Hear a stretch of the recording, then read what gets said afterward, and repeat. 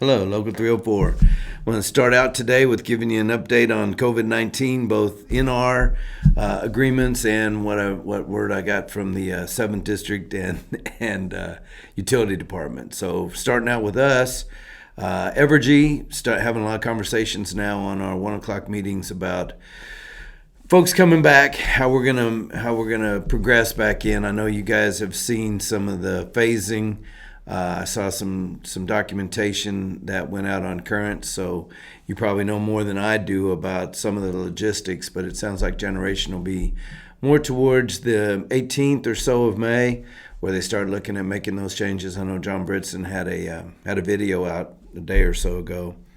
Wheatland, been hearing some conversations out of Wheatland with them looking at some enhancements. I know there's a lot of cases growing out in the Finney, Seward, Ford County out there. So I know that that's got some of those areas concerned about what's going on. And then Sunflower's going to some mandatory masks, and that's creating some concern amongst the guys, along with K-Gas. K-Gas has been looking at doing some fit testing for some N95 so that they can have guys actually be ready to suit up to go inside some of the COVID houses. So there are some changes going on out there in our contracts. We're trying to stay abreast of that and make sure that everyone understands that we still want to do whatever we can to keep us all safe and healthy during this period. When I was on the 7th District call earlier this week, there was some discussion about those things going on nationally. You look at some companies like NextEra, for example, that are implementing some mandatory testing, both for the virus and for the antibodies. Obviously, that sparks a lot of concern about the impact and what's going to be done with that information, who keeps it, what's going to be used for. Are they looking for antibodies in order to be able to sequester folks that supposedly have the antibodies that they won't get sick? So that has not hit on this Midwestern utilities yet, but it's something that we're very much aware of. Tort reform is another big topic of discussion, being that companies want you to sign a document that says that if you were to contract the virus at work, that you wouldn't hold them responsible for that. We actually have sent a letter out of Kansas to the governor going the other way, asking that the virus be listed as an occupational disease that could actually be covered by workman's comp. So both WKA and the AFL-CIO have been a part of that. Also, in the 7th District, our cases are growing there. As a matter of fact, they doubled last week, because I'm sure you've seen on the news about the Navajo reservations.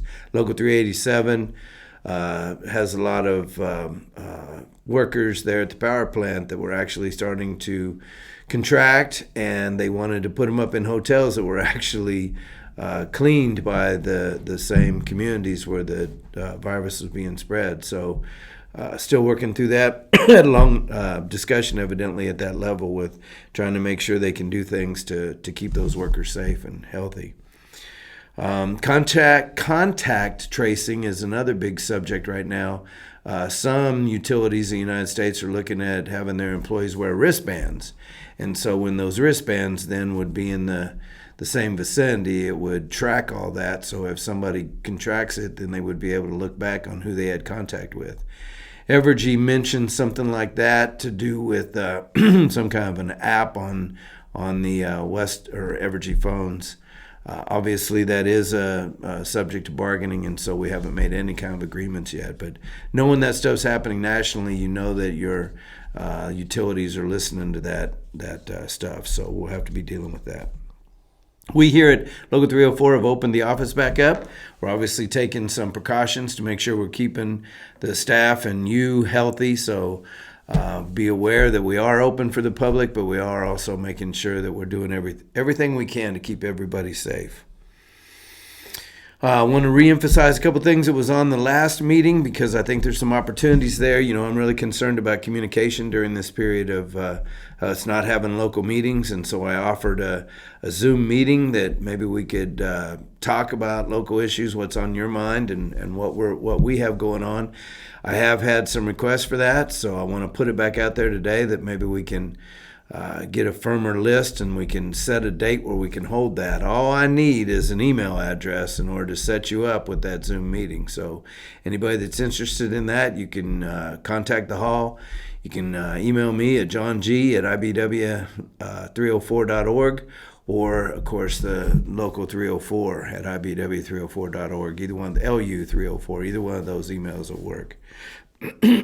Also, I mentioned about Gene and the social media challenge that he had out there. So we want to do something, some sort of a gift, if you will, a reward for being the guy that gets the most likes and shares. So contact us for more information, but more or less it just means showing your union colors, taking a picture, sharing it on social media. Make sure that hashtag of 304 is out there, and we can track that stuff to make sure we get the person awarded with that. We do have, back to Evergy for a minute, we do have a grievance going on the Cigna insurance. So please stay in touch with us as you have been at letting us know what's going on with your health insurance. Remember, Cigna issues at IBEW304.org is an email address where we're trying to keep track of all that information. So send us everything you got. I've got a good information request going on right now, and hopefully we can work through this issue with the company. I wanted to real quick touch on, I know that we've done a lot for massaging opportunities to stay safe and healthy during this virus time. So any local agreements that you've made out there have to be within the confines of the contract. Otherwise, we need to do an MOU. So as an example, driving trucks home. If you're driving a company truck home, that truck should start up at the start of your day and shut off at the end of your day in your driveway or front of your house. So we're not driving company trucks on our time. If a local area is wanting to do that, then that obviously takes an MOU, because that is been very well established. That's not part of our agreement. So let me know if you want to have any more conversation about that. The last thing I have for you is our organizing continues. You're going to see as things are starting to lighten up, the organizers getting back out. Really want to make sure that our line clearance and Michael's communication guys are aware of the issues of moving outside, working outside the state, and what happens to benefits, staying in touch with us with those things. And then also our internal drives. You know, we've talked about it for the last couple of business manager reports, and we're going to be really pushing hard on those to make sure we're talking to the new employees and doing what we can to continue to move the labor movement forward in your local area. So thanks for all that you do, and I'm anxious to talk to you again next week.